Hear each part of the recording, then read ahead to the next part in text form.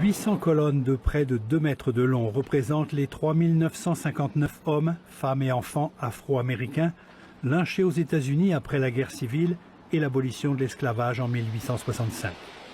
Ils ont été recensés par l'ONG Equal Justice Initiative qui veut s'attaquer à l'injustice raciale et économique.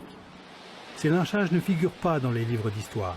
Et pourtant, à l'époque, des foules nombreuses d'hommes, femmes et enfants assistaient à ces exécutions publiques illégales et impunies. Elles ont été photographiées, utilisées comme cartes postales.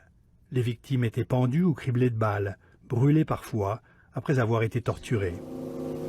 Strange fruit hanging from the poplar trees.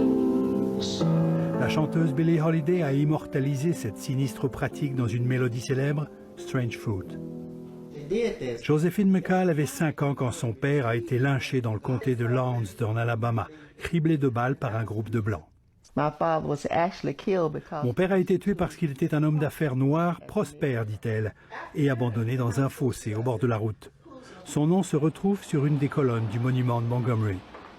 De nombreux Blancs du Sud esclavagistes se sont opposés à l'émancipation, au vote des Noirs.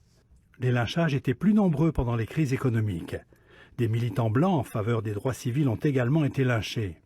On ne peut pas comprendre le lynchage sans comprendre l'esclavage, dit le fondateur de l'ONG.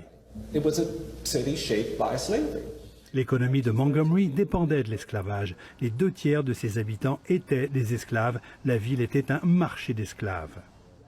Le dernier lynchage a été recensé à Mobile, en Alabama, en 1981.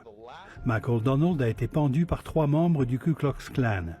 L'un d'entre eux a été condamné à mort et exécuté. Jean-Michel Leprince, Radio-Canada, Montréal.